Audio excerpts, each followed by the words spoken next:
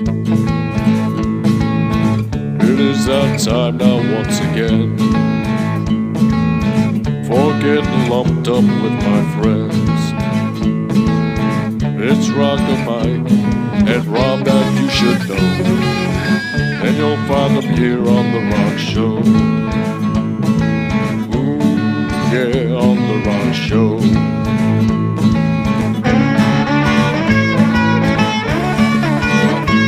This is another terrific episode of the Rock Show. This is episode 130, my God. And we talk about a very strange guy, Jonathan Richman, a musician. Like, he pretty much picked up a guitar from an early age, and he knew that's what he wanted to do. Right.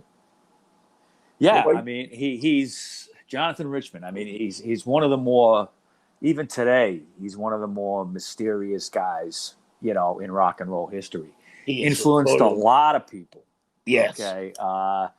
Had the unique situation of having 2 albums out, debut albums come out at the same time with 2 different bands with basically the same name, the Modern Lovers. Okay. Yeah. And 2 different styles of the music. I don't recall anybody being in that situation. And I think that situation kind of hurt him, because I think people were confused. Like, who is this guy? What does he sound like? And you know, he was set on this new style of music as opposed to what he was playing for a couple of years before that. I'll get into all that, but I feel that he's he was very talented. A direct line from kind of the Velvet Underground, what they were doing to him. But you know, he influenced so many people that came not too long after. Bands like the Cars, bands like the Ramones and the Sex Pistols. Even Joan Jett, and a lot of the punk bands were influenced by him. But also more of the art rock. I hate that word, but art rock kind of stuff. Things like Patti Smith and the Talking Heads. Okay, Jerry Harrison was in the Modern Lovers. He also was in the Talking Heads. Yeah. So, you know, and that's another thing is he's played, a lot of his band members went on to much bigger projects and more commercial projects. But he himself, he's a guy who does what he wants, plays what he wants, in the style that he wants, doesn't let anybody, you know, really change anything, and he's like a little arrogant. He's like arrogant. Well. I mean, look, you know, that's a characteristic of somebody like that. You know, you're gonna want it. You do what you want to do, and fuck everybody. You know. Yeah, very narcissist. He's like one of a kind, but. Yeah, I saw the Modern Lovers one time at Irving Plaza many years ago. It was like, God.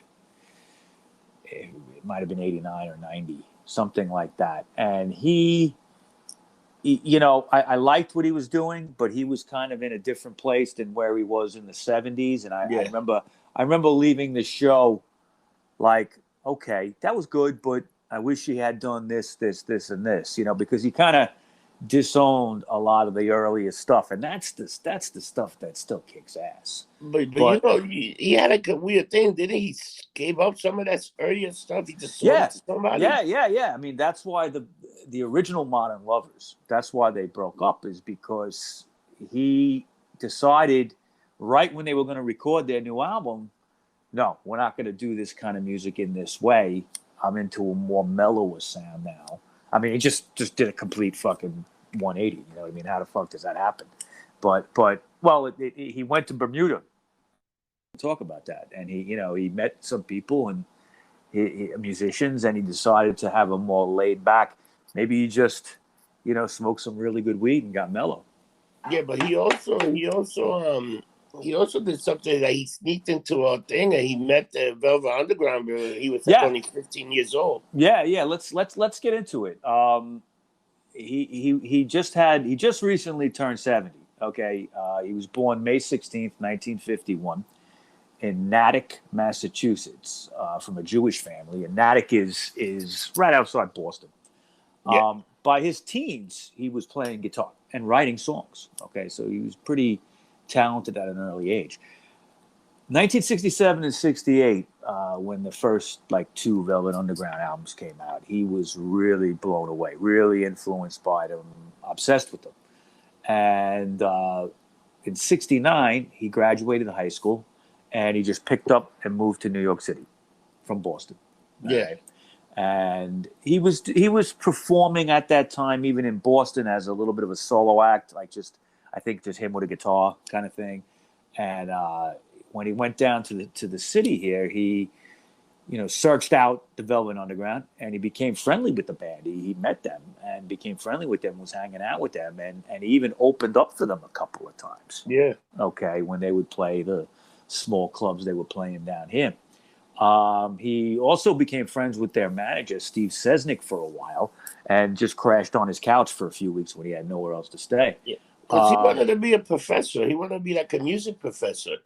Yeah, I mean, there is this like education background with a lot crazy. of these guys Yeah. In the band. They some guys would leave to go to college and come back, and there was this kind of like, and the Talking Heads were the same way. They were all like, college educated, okay, and that was something that was just starting to happen in the early 70s. It would continue through the 70s and into the early 80s, like this college rock. They didn't call it that back then in the 70s, but that bands like REM 10 years later, okay, were in college and playing, but he befriended the Velvet Underground and was playing with them and even sleeping on their manager's couch for a while. But then he got his own place at the Hotel Albert on East 10th Street. Now, do you know where that is? Because it's not called that anymore. Do you know where that is exactly, Rob? The Hotel Albert? Not really. What is it called? Okay, now? it's I think it's just called the Albert now, but it's on 10th Street and University, and that's like Alec Baldwin lives in there. Oh yeah. Okay, yeah, like whenever you see him like beating up somebody for taking a parking spot, it's usually right out. I know. Right I out. know exactly where that is. Yeah. That's almost by between 5th and something, right? So that area. It's like on the corner of University and going towards Broadway on 10th and 11th Street. Yeah, I've seen that building. It's all kind of weird doorman stuff out there. It used to be a hotel. Okay. Oh wow. It was known for being very seedy. Okay, this is in the 60s and 70s. Yeah, you know who else lived in that building? Richard Gere lived in that building for a while. I think that's true, right? Yeah, I think I remember hearing that. Yeah. Yeah, I mean, in the 80s, it got renovated, and it became, it was rental for a while, and then it became, I think it's either co-op or condo. Yeah, it got to be like, it got to be either a co-op or a condominium. That's because it's definitely very rich.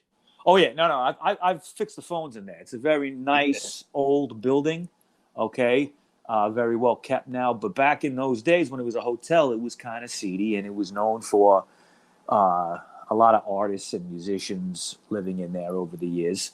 And he took up a residency there while he was living in New York for about 9 months. Now, after those 9 months, he took a brief trip to Europe and Israel, okay, but he came back to Boston right after that.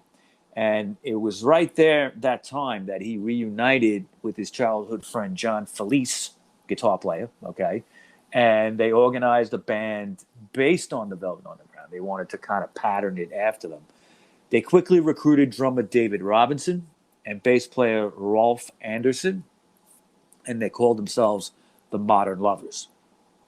Now, they played their first date in September of 19. It was barely a month after they formed.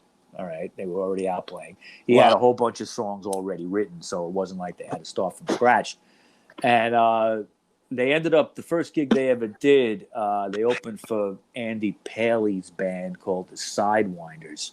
Andy Paley would later on be one part of the Paley brothers. Andy plays drums. I can't remember his name. It might be Ron Paley. I forget his brother's name.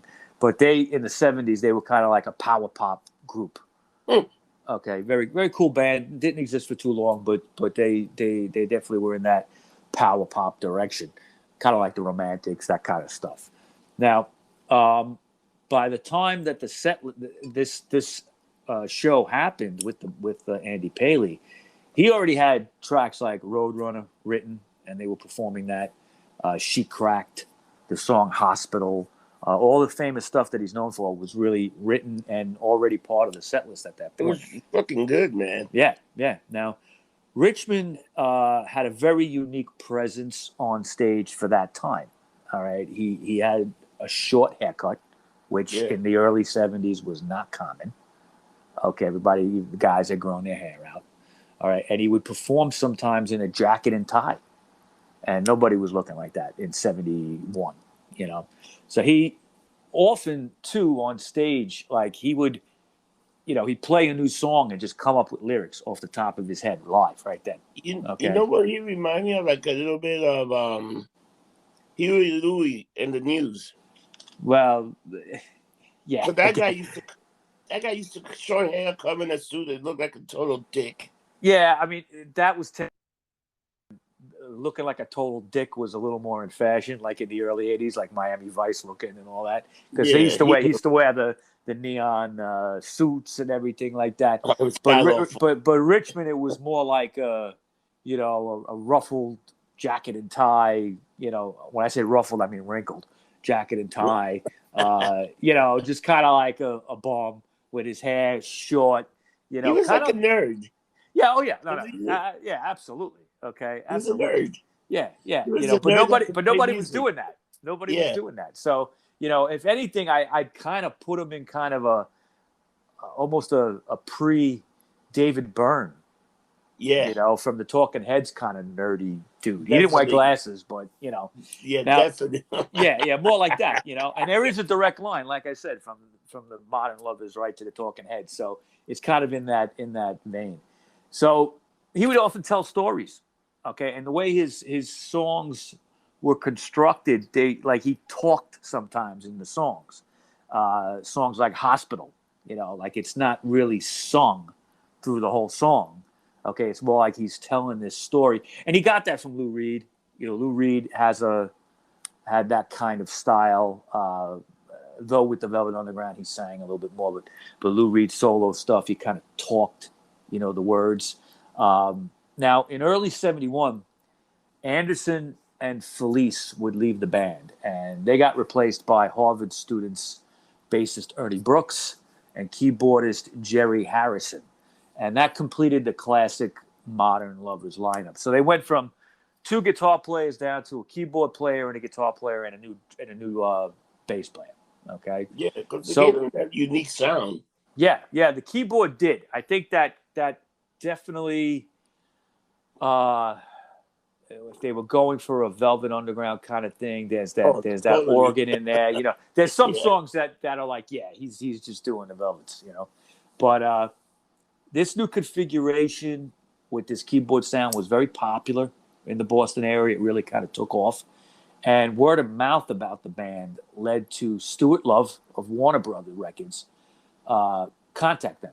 And he organized the band's first multi-track recording session at the Intermedia Studios in Boston. Now, the demo produced from this session and some very good live pieces generated more attention from the industry. Soon, A&M Records was interested in the band as well. All right. So they were getting courted by A&M and Warner Brothers at the same time. Now, in April of '72, the Modern Lovers traveled to Los Angeles, where they held 2 different demo sessions. The first was produced by the Velvet Underground's John Cale, and that was for Warner Brothers. Okay. And the second was produced by a guy named Alan Mason, and that was for A&M Records. And these sessions were later used on the band's debut album, okay, even though they were for 2 different labels. We'll talk about that in a little bit. Mike, you want to hear something weird about it? He also wasn't a good, he hated doing the studio stuff. He was great live, but he said doing the studio and recording was very frustrating to him. Yeah, I think that, well, you know what? For a guy that's made a ton of albums, I don't know if that was something he was experiencing early on, maybe, because he hates somebody telling him, "Okay, you did it. Let's do it again." He says like you don't go out for pizza and just have pizza. You don't go. Let's do it again. So he has Yeah. that arrogant fucking kind of like Well, way of some guys are like, some guys have the attitude, I'm not doing another take. All right, it was good this time. It's good enough. Johnny Ramone was like that. This Johnny guy Ramone hated was doing like that too. Yeah, and I, you know, you just, I don't know. I mean, some people, that's how they want their music to be. A one take, boom, we got it. Let's move on to the next one. And there's something to be said for that. Okay, some great albums have been recorded that way in one or two takes. Okay, but when you're dealing with a big label like Warner Brothers, like A&M, they're gonna be like, well, you know, maybe it's good for you to have another take, you know, and just in case something doesn't work out or we don't like the sound of one, we could use the other. But yeah, I mean, he just didn't have the patience for that. So he did not have patience for that. Right. Now, while they were in California doing these demo sessions, they also did some live shows. And one particular gig at the Long Branch Saloon in Berkeley ended up being used as a live album, but that would be issued much, much later. Producer Kim Fowley, the eccentric producer, courted the band for a while. Okay, he was after them, and he ended up traveling back to Boston to meet up with them to record some poor quality demos. These did not sound that good. That was in June of '72. John Felice rejoined the group for a few months after his graduation from college, and the band moved together to live in Cohasset, Massachusetts. The Modern Lovers continued to be a popular live attraction, and on New Year's Eve of '72, they came down to New York City to support the New York Dolls at the Mercer Arts Center. This was an infamous bill that also included Suicide and Wayne County opening for the Dolls as well. Early in '73, now, before I get into that, that particular show, I should mention, the New Year's Eve show was attended by many people who obviously were Dolls fans, but also people that went on to do, you know, a lot of the New York punk scene. Guys from the Ramones were in there, okay? Obviously, the Dolls and Johnny Thunders got a good look at what Richman was doing because they wouldn't be around for much longer. He definitely, this particular show, a lot of people attended, and these people all ended up playing in bands in just a couple of years. So that's the strong influence right there with the New York scene. So in '73, they finally got signed, and this Warner Brothers gave them a contract. However, before returning to Los Angeles to work with Cale again on the album, John Cale was going to produce it, accepted an offer to play a residency at the Inverurie Hotel in Bermuda. Okay. And while they were there, Richman heard and became strongly influenced by these kind of like laid back style musicians in the local scene. Okay. What would be the music scene? You know, I was like kind of Spanish, right? No, Bermuda is more like Jamaican? Yeah, like more like I'm trying to think what it could have been in '72. Yeah, you know, like '73. Like it could have been reggae influenced somewhat, okay, or more of even a calypso kind of sound. I'm not sure, okay, but whatever it was a laid back style that he liked, the way that they played. Yeah, because you know what? He was talking in an interview. He was saying that the first song that he ever really played his guitar was Zorro, because he loved that Latin influence of playing guitar. There might be a Latin influence it's the Caribbean. Okay, so it's definitely a Latin influence in some way. Yeah, even calypso is Latin influenced. So, you think I don't know. I mean, whatever it was, it had a big influence on him, and he wanted to change his whole sound. And the band members were like, "Wait a minute, what the fuck are you talking about? We're about to go to LA. We're doing these shows for some extra dough. Okay, we're gonna go to LA, meet up with John Cale, one of your heroes, to produce an album. Okay, we've already met him. We already know what it's like to work with him. It should be an easy thing, right? But he decided to change, and that created a lot of tension in the band. okay, pretty much immediately. Now, although the band's return, when they returned, it was a totally different direction. So Warner Brothers was surprised that they were doing this. All right. And the rest of the band was like, we're not really on board with this. We don't mind changing after, but we've gotten this far. So let's do the album in the style that we've always played for the last 2 years. Okay. And, these sessions with Cale, this was in September of 73, ended up being a disaster. Okay. Not only because of the change in direction, the arguments, within the band itself. And they did record heavier style, okay, which would be released later on. But it was a battle with Richman. He really didn't want to do that. And they had a tragedy happen because the band was good friends with Graham Parsons. And Graham Parsons died in September of 73. Yeah, they okay. And so they were kind of devastated by the death of their friend. And these recording sessions really just turned out to be unusable. So the record company then recruited Kim Fowley to produce some more sessions with the band. And this time it was at Gold Star Studios, if you remember. That's Phil Spector's spot. Okay. Yeah. And that produced some much better results. All right.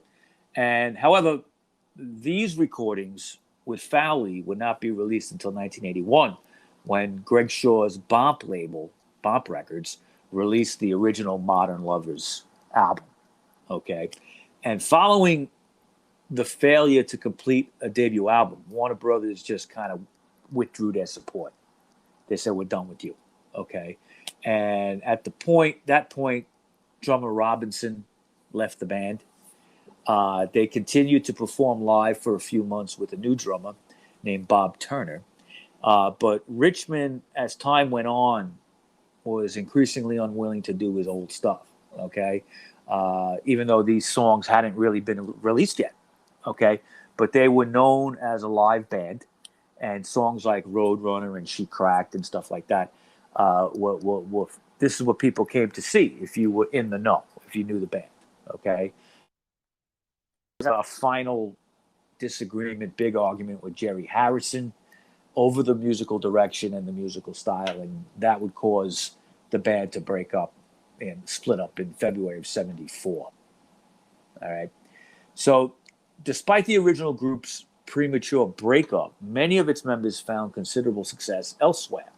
Yeah. John Felice formed the Real Kids, very cool band out of Boston. Jerry Harrison later joined the Talking Heads, as I mentioned. Mm-hmm. David Robinson would co-found the Cars. Okay. And Ernie Brooks would later work with David Johansen and some other people. Look at the influence right there. Yeah, I mean, think about that. yeah, no, it really is. I mean, I always talk about bands that are kind of like at this point in history that everything is different after, and I include Richman in that, even though he really didn't sell a lot. Not that you have to. I mean, but there's certain bands that come along and they do something, and maybe they don't sell a lot of records, but everybody that listened to them went on and formed bands. Okay, the Velvet Underground were like that. He was very influential, like in Europe. They liked him in Europe.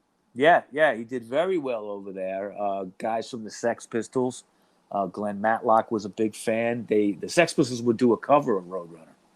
Okay, wow. they would do that. Now, Richman continued recording on his own, and he eventually would relocate out to California in 1975. He was working with a label called Berserkly Records. Their boss, the boss of that label, Matthew King Kaufman, used to work at A&M. So he had met Jonathan Richman during those A&M sessions a little bit earlier when he was out there doing those demos. Richman never would really return to the Velvet Underground inspired sound of the original band, but the demo recordings made with that group eventually surfaced in some different formats. The first of all these releases came out in 1976 when Berserkly released an LP from the first 2 demo sessions with Cale and Mason. Okay, and this album was simply titled The Modern Lovers and included, all the great tracks like Roadrunner, She Cracked, Pablo Picasso. Okay, it has that great line in there. Pablo Picasso was never called an asshole. There was a band called I can't remember the name of them right now. Oh God, it'll come to me. But there's the Repo Man soundtrack. Remember that movie? Yeah, the Repo Man. Yeah. That was a great soundtrack. It had everybody on it, Iggy Pop and stuff. He had the title track. But there's a cover, a band, the Burning Sensations. That was the name of them. They did a cover of that. Pablo Picasso was never called an asshole. I always cracked up with that. Now, Richman, okay, didn't recognize this album as anything. He didn't recognize it as his first debut album. What he preferred to recognize was his debut album, Jonathan Richman and the Modern Lovers. And that album had a slightly lighter sound in mind, and it was a completely different band, different guys, okay?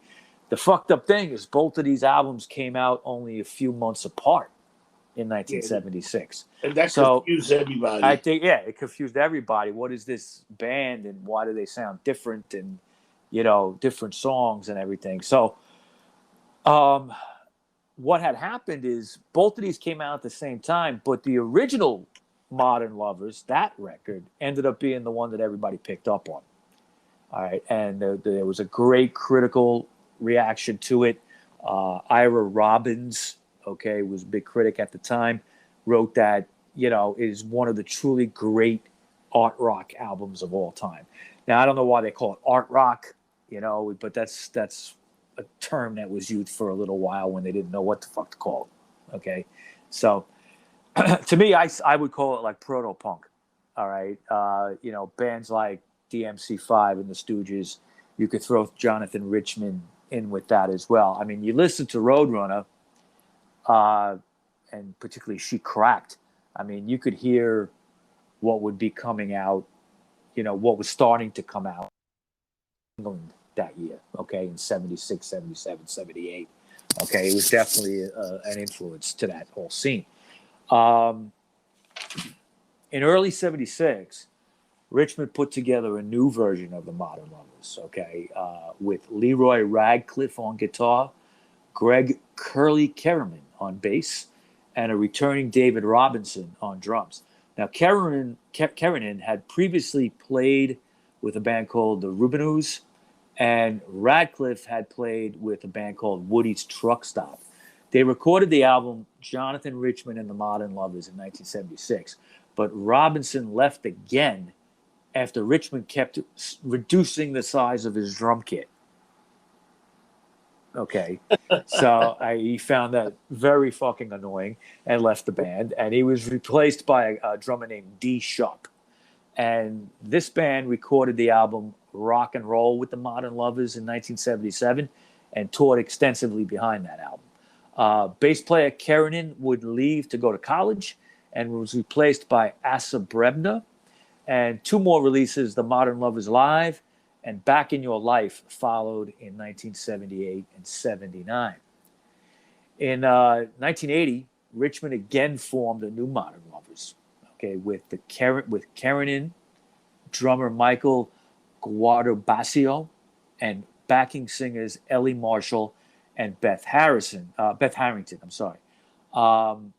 That album is very the album Jonathan Sings that came out of that lineup was recorded between 81 and 82. It ended up coming out in 83, and it's really considered one of his best. I would say so only because it's very different. I mean, with the 2 girl backup singers, and they're very prominent. If you listen to Jonathan Sings, like every song has these like prominent backup singers, and the production on that album is like so clean. It's very noticeable. Okay, really the backup singers are kind of very much in the forefront, so you really have this like girl group sound in the back. Okay, now there were some tracks like That Summer Feeling that out this kind of music and the tag game. And like I said, it's considered one of his best records. In '85, the group was reconfigured, and Asa Brebner was on bass, and drummer Andy Paley was brought in. Okay, by '88, there would be more lineup changes, and Jonathan Richman finally retired the name The Modern Lovers for good. Okay, in 1988. So everything from this point on is just Jonathan Richman. He just got rid of the name. Why did he change the group so many times? Because he definitely, you think it was him? It had to be. I don't know. I think the guy's kind of, I think he's a genius. All right. But he might just be really hard to work with. And I think he kind of feels that some of these people are disposable in a way. I don't know. I don't want to. That's what it is. Cause yeah. For him to play with some, but all those guys, anybody he played with, always went on to greater success anyway. Yeah. So, he's kind of a springboard to other things. But he is well respected. So it's not like he's a total dick. Okay. Yeah. It's just he has his way of working, and you either, I guess, conform to it or you don't. Yeah, that's the deal. You go into it with your eyes open, I guess. I don't know. So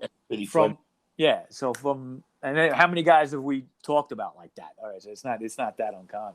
No. From '88 to '92, Richman performed mostly as a solo act to support his Rounder Records albums. Okay, he had been signed to a label called Rounder. Jonathan Richman album in 1989, self-titled. Jonathan Goes Country in 1990, and it's basically as it's described. It's a country kind of themed album. And Having a Party with Jonathan Richman was another album that came out in '91. '92, he released an album called I, Jonathan. And this was when he connected with Tommy Larkin on drums. Yeah. All right. And Tommy Larkin would continue to play with him for the next 25 years. Okay. So here's a guy that obviously he could work with, obviously. In '93, he contributed the track Hot Nights to an AIDS benefit album called No Alternative, and it was produced by the Red Hot organization. Always having a big cult following, Richman got some mainstream exposure in the '90s. If you remember, he did quite a few appearances on Late Night with Conan O'Brien through the '90s. I do remember that well, and that boosted his career. I think Conan O'Brien was pushing him, right? He was friends with him or something like that. I'm not sure, but there's also a scene in the very successful 1988 film There's Something About Mary with Jonathan Richman and Tommy Larkin. Do you remember that scene? Those are the two guys playing music, right? Yeah. The whole thing? Yeah, and they're kind of talking in it. Yeah.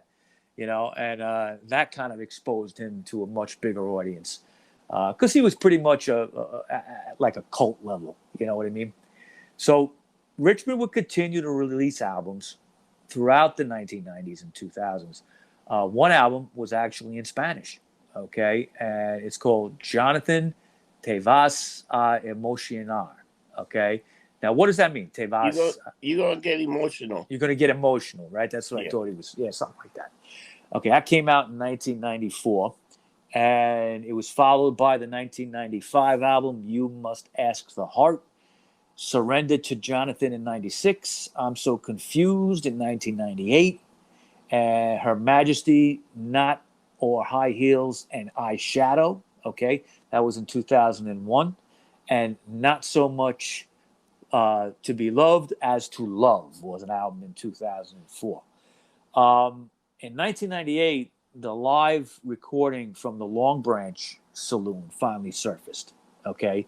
And that was the original Modern Lovers lineup from the early 70s. And that came out. Also, there was a live DVD in 2002 called Take Me to the Plaza, all right? Now, Richman has got two recent albums, 2016 and 2018. 2016 is called Ish Code, and 2018 is just called S.A.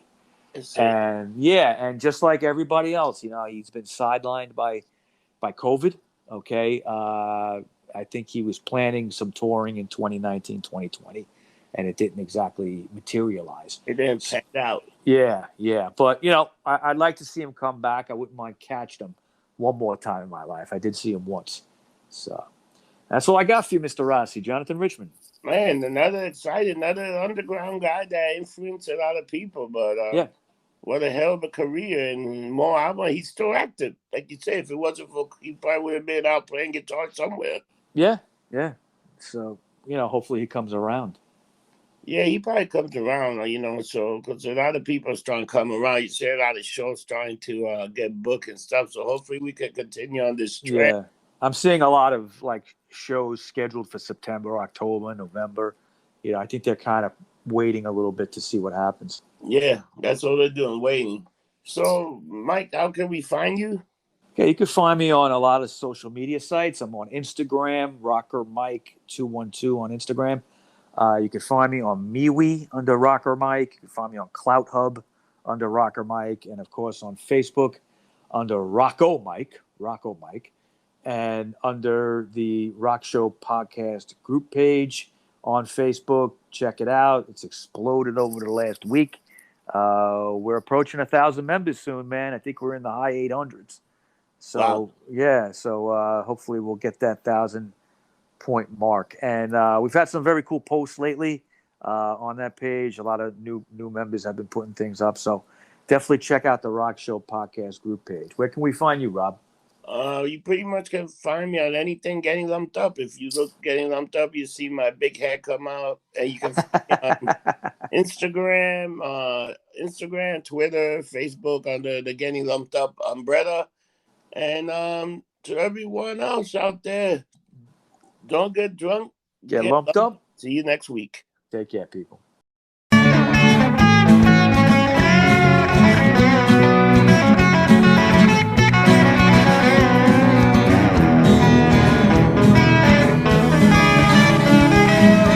The only podcast you will hear that will be music to your ears. You'll learn about bands you love or may not know, and it's only here on the Rock Show. Ooh, yeah, on the Rock Show. Ooh, yeah, on the Rock Show. So tell your friends and everyone you know. Let's get lumped up on the Rock Show.